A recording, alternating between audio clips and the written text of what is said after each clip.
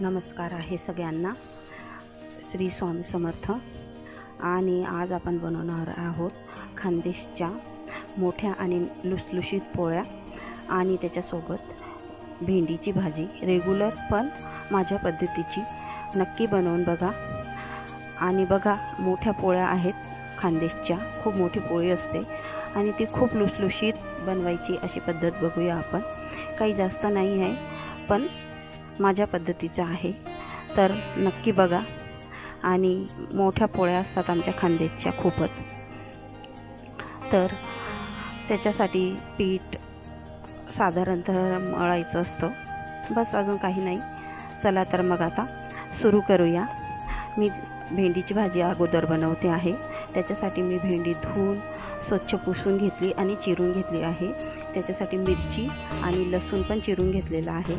Gas चालू करून कढाई ठेवून तिला तापवून घेतलं आहे आणि त्याच्यामध्ये 2-3 पळ्या तेल टाकून घेतले आहे. त्याच्यात सर्वप्रथम लसूण टाकला आणि त्याला थोडं लाल होऊ दिलं आहे.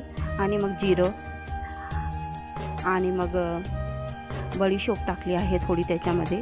बडीशोप टाकल्याने सगळ्यात छान चव येते भेंडीच्या भाजीला. टाकून बघा आणि तुम्ही पण करा तशी भाजी. आता मी मिरची बारीक चिरून ठेवलेली होती, ती पण टाकून घेतलेली आहे. आणि आपण हे सगळं चांगलं परतून घेऊया. मस्त मिरची चांगली परतायची आहे याच्यामध्ये. आणि सगळं सारण चांगलं परतून झाल्यावर त्याला चांगलं परतून घ्यायचं आहे. चांगलं परतल्या गेल्यावर त्याच्यामध्ये आपल्याला थोडी हळद टाकायची आहे. आता कोणी टाकतं हळद, कोणी नाही टाकत, पण तुम्ही टाकून बघा. ही बेसिकच भाजी आहे, नेहमी रेग्युलर बनवतो आपण तशी. पण तुम्ही हळद टाकून बघा, खूप छान लागते नॉर्मल भाजीमध्ये पण. हळद, जिरं, बडीशोप हे. आता मी भेंडी टाकून घेत आहे त्याच्यामध्ये. भेंडी सगळी चिरलेली आपण त्याच्यामध्ये टाकून घ्यायची आहे. मी पण सगळी टाकून घेतलेली आहे आणि त्याला चांगलं चाळून घ्यायचं आहे. मस्त परतवायचं आहे भेंडीला. हळद सगळं एकजीव होईल असं, सगळ्या भेंडीला हळद लागेल अशी एकजीव करून घ्यायची आहे भाजी. व्यवस्थित चाळून घ्यायची आपल्याला. हे बघा, व्यवस्थित चाळून घेतल्यावर अशी दिसते. भेंडीला हळद टाकल्यामुळे वेगळाच कलर दिसतो. आता आपण त्याच्यामध्ये चवीनुसार मीठ टाकून घेऊया. मीठ टाकल्यावर आपल्याला त्याच्यामध्ये तुम्हाला वाटत असेल तर तुम्ही मसाला टाकू शकतात, पण मी मसाला वगैरे काही टाकत नाही. फक्त धने पावडर टाकते मी त्याच्यामध्ये. 1 चमचा धने पावडर टाकून घेतलेली आहे मी त्याच्यामध्ये. आणि त्याला सगळी भेंडीची भाजीला चाळून घेऊ आपण मस्तपैकी. चाळत राहायचं आहे भेंडीच्या भाजीला. हे बघा, असं चाळून घ्यायचं आहे.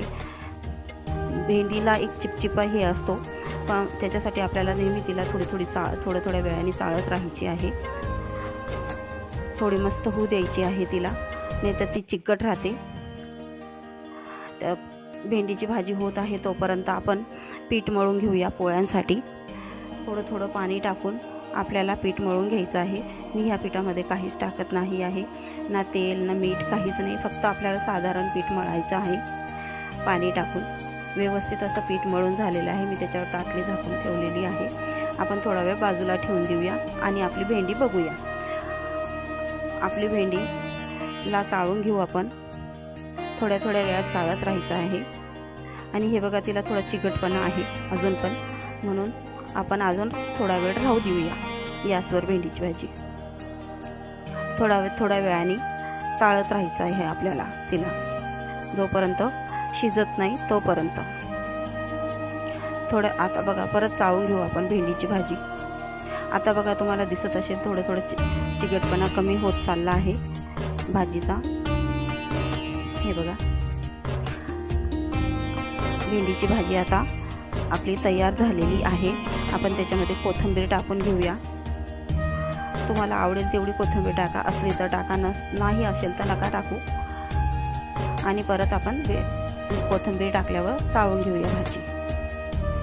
छान अशी भाजी आपली भेंडीची तयार झाली आहे. बडीशोप टाकल्यामुळे भाजीची चव वेगळी लागते.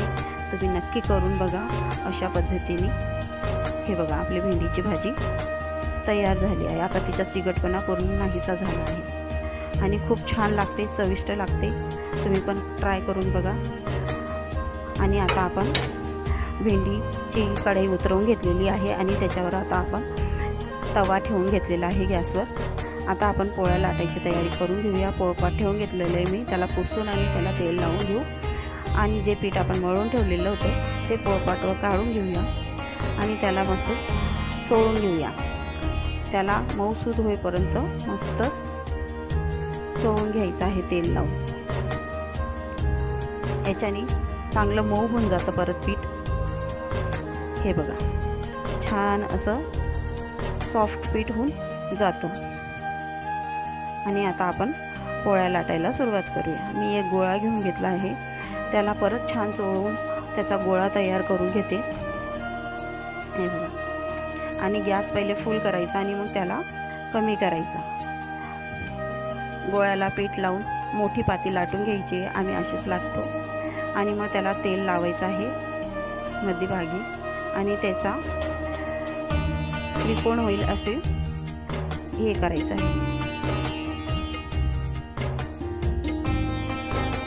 आम्ही अशीच पोळी लाटतो. तर आपण आता पोळी लाटून घेऊया. आणि सगळीकडनं पोळी लाटायची आहे. छान, आमच्या पोळ्या मोठ्याच असतात. छान अशी पोळी लाटून घेत आहे मी. आमची पोळी खूप मोठी असते. हे बघा, छान अशी पोळी तयार झाली आहे. बघा किती मोठी आहे, तुम्हाला दिसत असेल. आणि आपण तव्यावर टाकून घेऊया. एक बाजू माझी शेकून झालेली आहे. आता मी दुसरीकडनं परतवून घेतलेली आहे. हे बघा, छान 2-3 वेळेस अशी परतवायची. जास्त वेळ तव्यावर नाही राहू द्यायची, त्याच्याने कडक होऊन जाते पोळी. परतवायची 2-3 वेळेस असं खाली वर करून परतवून घ्यायची. जिथं कच्ची असेल तिथं थोडी दाबून घ्यायची आणि मग शेकून घ्यायची असते. बघा, मी अजून एक पोळी लाटते आहे. तुम्ही पूर्ण व्हिडिओ बघा, व्हिडिओला स्किप करू नका. म्हणजे तुम्हाला सगळं पोळ्या लाटताना म्हणजे बघा कशी लाटते, काय शिजवते मी. मग तुम्हीही ट्राय करा अशा पोळ्या खानदेशच्या आमच्या. हे बघा, त्रिकोण असं आम्ही पाती करतो आणि मग लाटतो त्याला. आणि माझी रेसिपी तुम्हाला आवडत असतील तर माझ्या चॅनलला लाईक करा, शेअर करा आणि सबस्क्राईब करायला विसरू नका. आणि कमेंटमध्ये मला सांगायला पण विसरू नका की कशी झाली आमची पोळी, रेसिपी कशी वाटली तुम्हाला. हे बघा, मी दुसरी पोळी पण लाटून घेतली आहे छान अशी. हे बघा, छान अशी पोळी लाटून घ्यायची आहे आणि परत तव्यावर टाकून घ्यायची. गॅस कमी करून द्यायचा पोळी उतरल्यावर. आणि पोळी टाकली का परत गॅस वाढवून द्यायचा आहे. एक बाजू परतून उलटून झालेली आहे माझी. आता दुसरीकडनं शेकून घेऊया आपण. हे बघा, छान अशी पोळ्या छान होतात आपल्या मऊसूत. हे बघा, छान अशी पोळी शेकून घ्यायच्या आहेत आपल्याला सगळीकडनं. आणि गॅस नेहमी फुलच ठेवा, नाही तर वातडी होते पोळी, कडक होते, मऊ अशी राहत नाही ती. पोळी उतरवली का कमी गॅस करून घ्यायचा आणि पोळी टाकली का परत वाढवून द्यायचा गॅस. हे बघा किती छान अशी मऊ पोळी होते आपली. परत लाटली गेली पोळी. आता आपण टाकून घेऊया. हे बघा, मी परत एक गोळा घेतला आहे आणि असं मला वाटतं की तो छोटा आहे म्हणून मी थोडासा गोळा घेतला. त्याच्याने काही फरक पडत नाही आणि मी परत तो काढून ठेवणार आहे. मी गोळा घेईल तेवढाच घेणार आहे. हे बघा, आता परत पलटवून दिली पोळी आणि परत एक पोळी लाटून दाखवत आहे. सगळ्या पोळ्या आपल्याला लाटून घ्यायचं आहे. त्या पोळ्या छान होतात आपल्या, खूप मऊ होतात, तेल न लावता सॉफ्ट होतात आपल्या पोळ्या. वरून तेल लावायची गरज नसते, इतक्या सॉफ्ट राहतात त्या. हे बघा, आणि एकदम पांढरे शुभ्र येतात. गॅस कमी करून द्यायचा. पोळी शेकत झाली का आपल्याला गॅस जास्त वाया घालायचा नाही. माझ्या पोळ्या एकदम मोठी असते. माझा पोळपाट पण खूप मोठा आहे. हे बघा, अशी छान अशी पोळी लाटल्या गेली. परत परतून घेऊया. आता मी सांगते आहे तुम्हाला की ही बरकतची पोळी आहे. आपल्या टोपलीमध्ये नेहमी बरकत असायला पाहिजे, म्हणून आपल्याला सगळ्यात शेवटी एक छोटी पोळी करून टोपलीमध्ये राहू द्यायची असते. ही पोळी पण मी शेकून घेत आहे. हे बघा, छान अशी छोटी पोळी करायची आणि तिला आपल्या टोपलीमध्ये ठेवायची. ही आपली बरकत असते. हे बघा, माझ्या पोळ्या लाटून झालं आहे. ही आपली डिश तयार झाली आहे. नमस्कार.